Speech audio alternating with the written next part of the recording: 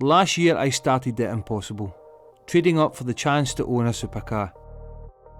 It started with a Mini recovered from a local garden, and slowly I've traded up to the 5th car in the series. But if I want to reach my goal anytime soon, I'm going to have to take bigger risks to generate higher profits to achieve my goals. We're back in the trade series and we're back at Copart, we're back in the auctions. We're trading to try and get a supercar. Last car we bought was the Corsa VXR, which you guys seen.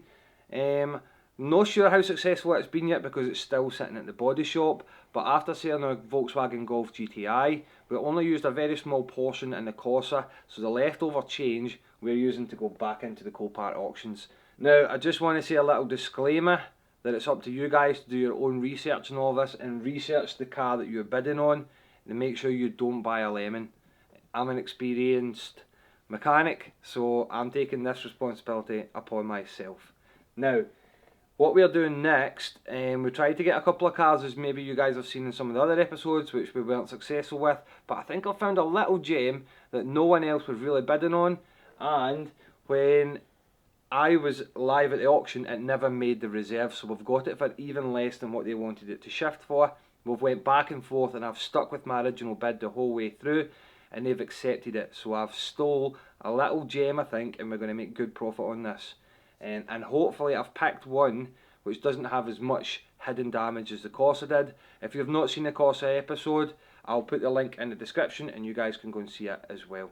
Now it's time to hit the auctions, which we're all familiar with by now. Copart is one of the most popular auction sites to buy cars from now. If you can make it through the anxious music, then there's good profit to be made in cars. Sold on approval. The car that we've bought is this, a BMW X1 a BMW X1 X-Drive 1 M Sport. I don't know all the numbers, I'm not a BMW guy, but this is what we've picked up. Later, we'll probably come back here with our board showing all the costings and everything, but I've made this as our choice. It's relatively local to me and you can see it's got front end damage. It's a category N car, so hopefully it doesn't need too much damage, but I can just hear them pulling up outside with the recovery truck right now, so it's time to get out there and see what we've got for our money.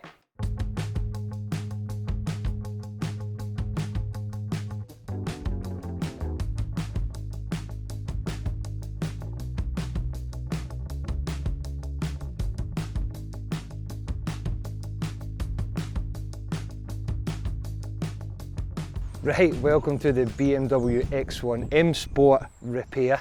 We had a small flavour before of the Vauxhall Corsa you guys have seen. We're trying to dip our toes back in the market and see if we could get something that is good, affordable, an easier fix and a good profit margin for the trade series. So this is it, BMW X1 M Sport. It looks a bit better in terms of bolt on, bolt off, so it's just literally been dropped off. They dropped it off in the middle of the storm, couldn't believe it. We'll get into the inside in a minute, but first thoughts, we've got some damage here to the bumper.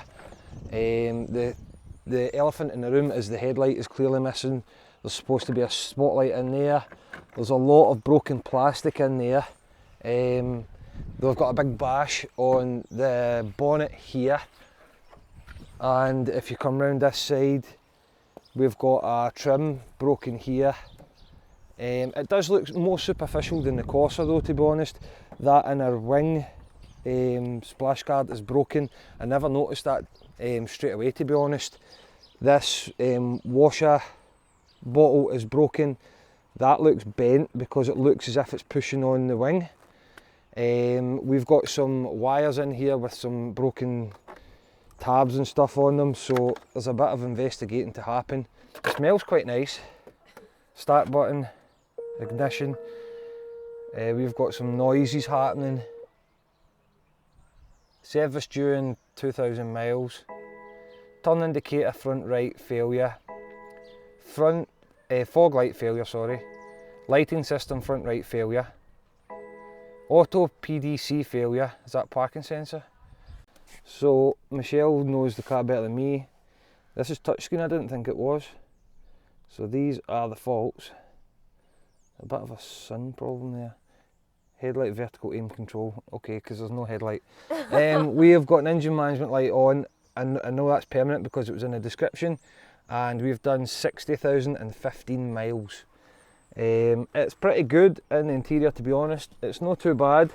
I'm hoping there's a locking wheel, Foo Fighters CD, hoping there's a locking wheel key somewhere, but it maybe just needs a light clean. I'm pretty impressed. No airbags have went off, nothing like that. It does start. Let's see. Pretty smooth. I've got some dirt here, so I don't know if it slightly went off-road or whatever. I'm not sure. And I've got a wee tab missing there. I noticed that. The sun's been a bit earthy. I don't know what that is. But it sounds pretty nice, so service. We're just going to have to strip, see what's immediately broken, switch it off. Strip, see what's immediately broken, repair what we can repair if we can repair, and order some second-hand parts. Probably going to be from eBay, let's not kid ourselves, and see if we can fix this. I'm hoping for less than £1,000 so that we can get good margin on the trade, but let's just get stripping and we'll see where we go from there. Introduction out the way, it's time to see what this car is really like underneath.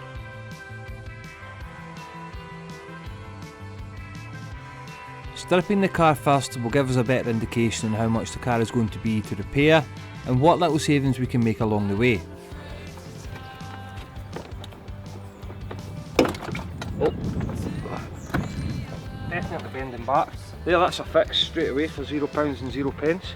First job is to remove the front bumper and pray there isn't any hidden damage like I experienced with the Corsa.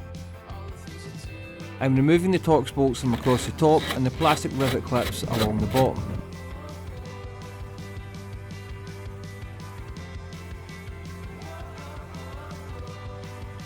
I had to remove the wheel arch trim from the passenger side in order to access the two bumper bolts attaching it onto the wing. Now the bumper can wiggle free and I can disconnect the front parking sensors.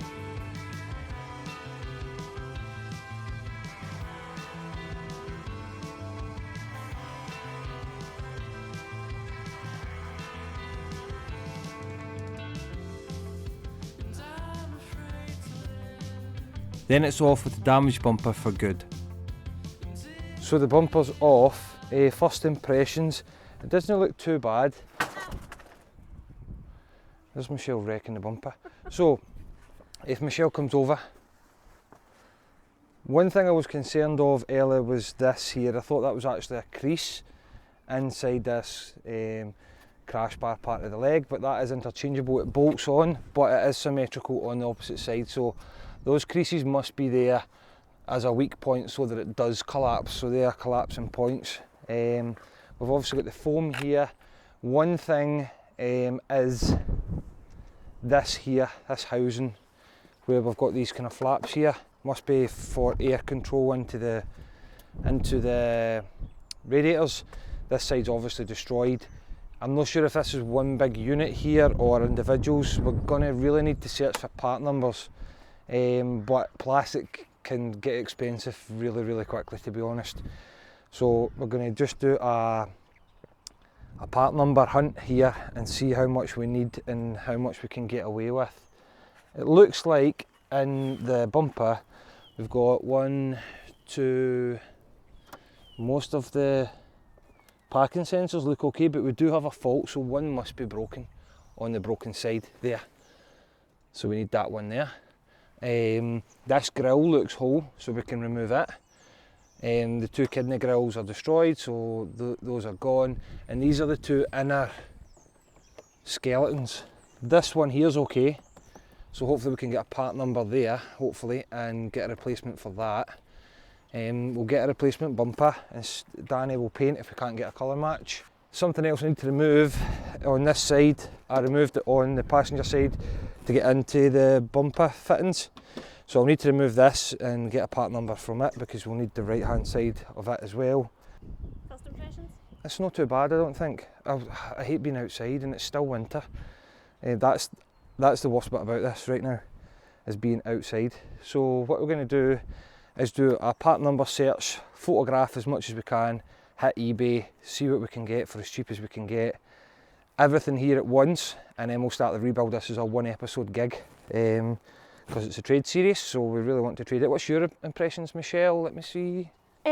First impression is it seems to be better than the Corsa. We don't seem to have any kind of hidden damage. This bumper's out to get me today.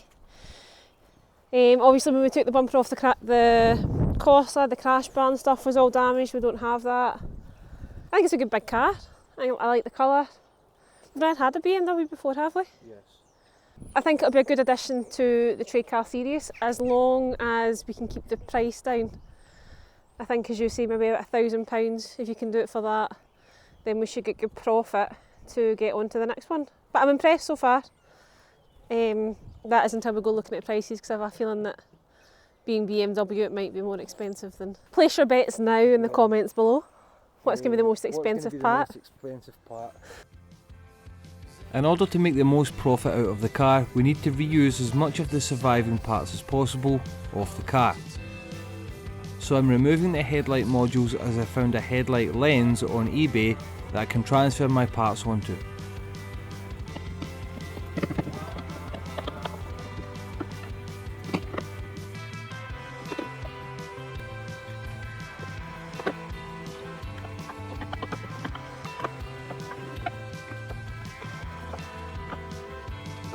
Once I've transferred the modules, it's time to start building the car back up, starting with test fitting the light. Darren's with me, and between the both of us there's some adjusting to do in order to get the headlights sitting nice.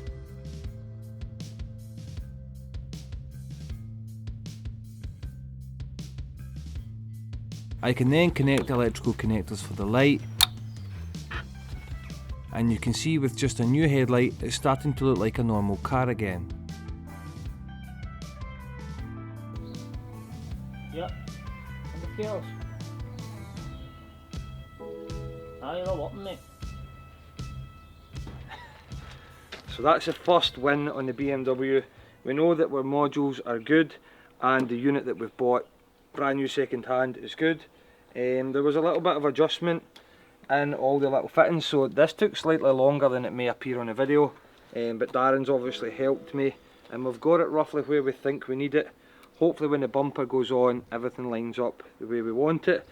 Now we're going to focus on the bumper and start attaching some of this. We've got the washer bottle, which I repaired because I forgot to order a new one, and I've made a boo-boo here. I forgot to order a part of the grille, so when I put everything together it later might need to all come back off so that I can fix this grille thing.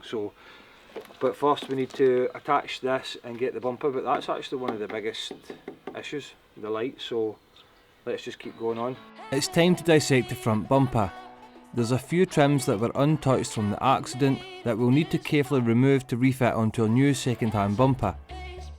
The price of these plastics can quickly add up, so it's important I don't break any on the way off. It can get awkward, but it's important to stay patient with plastic trims.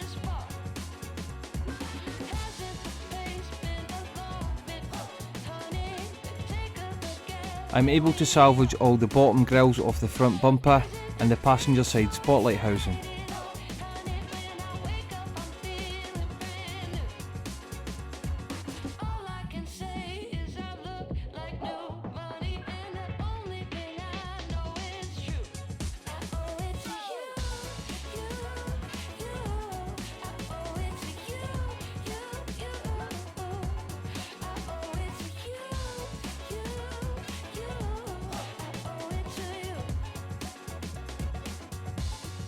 I've managed to find the correct active grille for the car, so I've removed the front crash bar in order to get access for the grille to come out.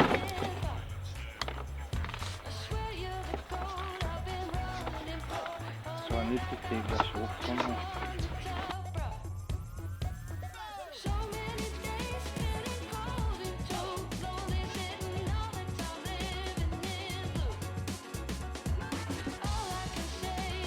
As it was a complete unit, the grille was plug and play, which meant just a small jiggle to get it in place.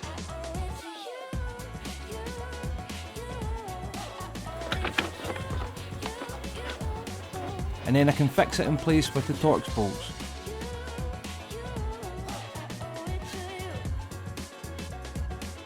Front grille ticked off the list, the BMW is starting to come together quickly. Next I can refit the crash bar and the foam padding that just clips over it.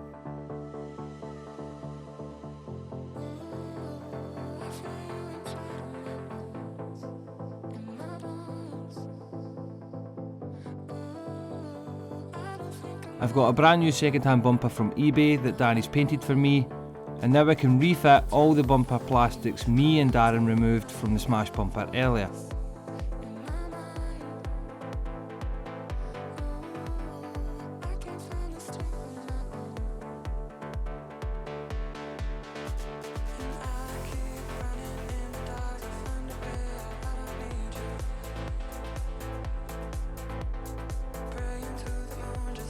The old and new second-hand spotlights, again from eBay, can now be fitted into place.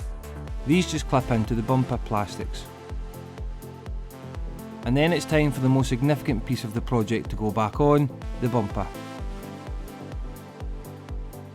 It's secured by Torx bolts on the top and new plastic rivets across the bottom, as well as the 2 bolts each side onto the wings.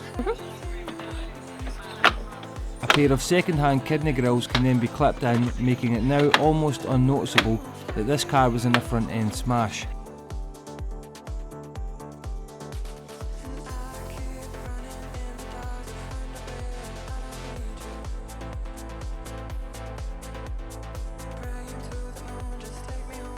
Happy with all the final fitment, I can now secure the bumper properly.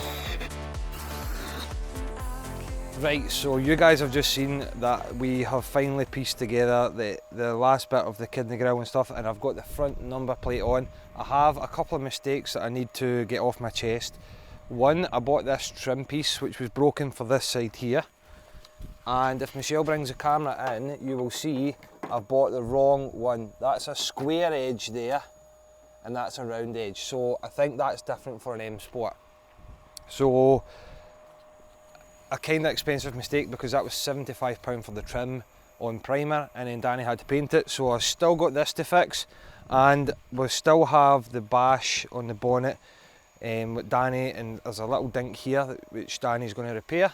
We've just not got round to that yet. Now, another thing that I've no shown you guys is the car went on the ramp and just got a mechanical check over because it was in an accident, but there's nothing to report, so I've not shown that, just to try and keep the video length down. But so far so good on the BMW X1. Now it's time to head back into the board where we find out how much profit we can make on this car. Right, so we're back at the computer where it all started, and we'll run through the prices and the profit which we could make on this car. And even if you don't want to do the car for profit, you want to do it to keep, this could be a good way to pick up a cheap car for yourself instead of paying the forecourt prices.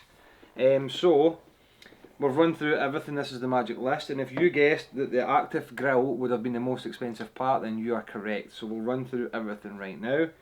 The clips, so little trim clips that had to be replaced, were £4.68. The front registration number we cheaped out and only bought the one, £7.99. The parking sensor, which I had to get in the exact colour for the car, was £39.95. The front bumper, second hand, was £115. The arch trim, which we'll need to swap over, cost me £50. I've put that in because I should be able to get the correct one for that price hopefully, and then I'll sell the other one and balance that back out. The bumper support for the spotlight, the kind of skeleton I've called it in the video, £39.99.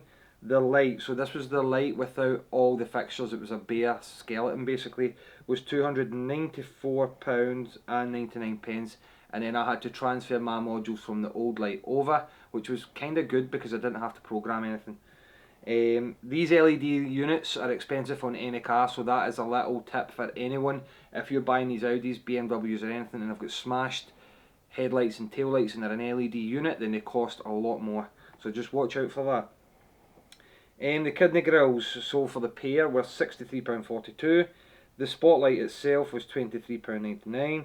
The active grill, now I could get an active grill, but the ones were coming up about £150, £160. they weren't showing me the slots in the actual grille, the fins that open and close with the mechanism. It was just really showing me the surround. So I didn't want to buy it and it was wrong and it created a mess, and I had to order it from BMW. Now they did have other ones on eBay which were actually more expensive, that had the little grille in it, so I actually got it from BMW for less than some people are wanting it on eBay. So just shop around and make sure you're getting the best deal. And then paint. So obviously we know the bumper's been painted and the trim's been painted and stuff. Danny's still got the bit in the bonnet to pop out for me, so we'll set a budget aside for that. So that gives me a total of, for the parts alone, not the paint, is 937 and 54 pence.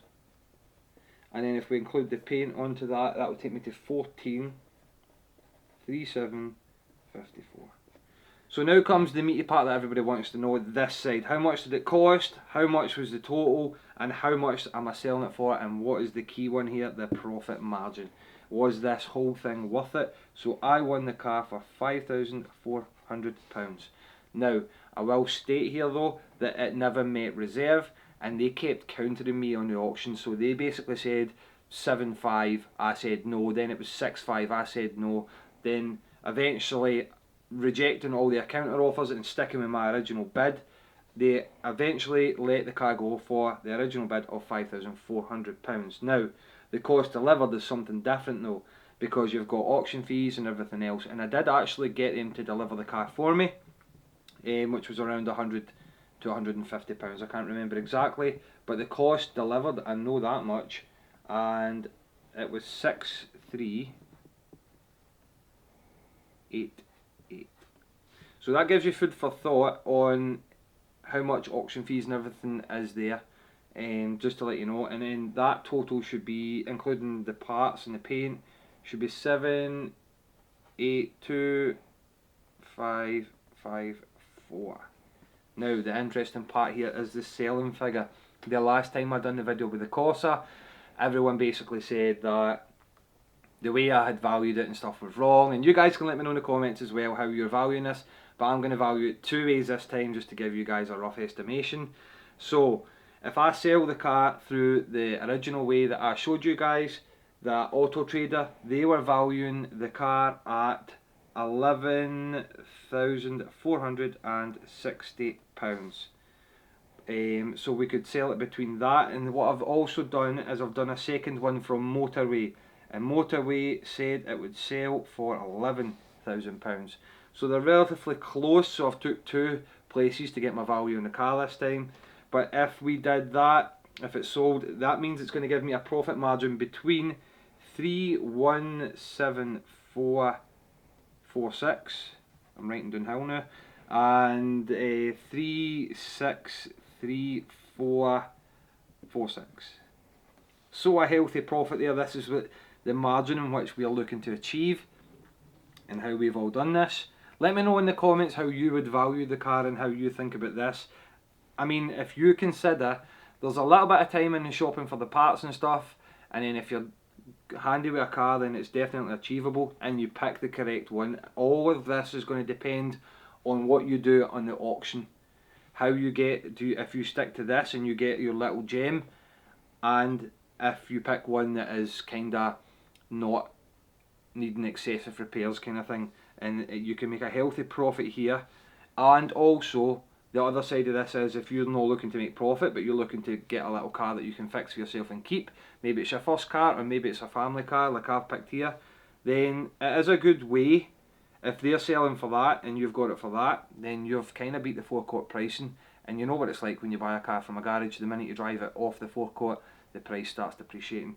So it's a good little way. But you guys can let me know how you feel about it. Have we picked the right car? Would you do one of these projects? And what do you think about our pricing and our profit? Last thing before we go, you guys might have seen we're wearing the new t-shirts that we showed on the Japfest episode. If you guys hit us up in the emails, you can pre-order one of the t-shirts and the other range will be coming soon. But in the meantime, thanks very much for watching this video. Don't forget to like the video and subscribe to the channel so you can see more of this, and hopefully one day soon we'll have that supercar.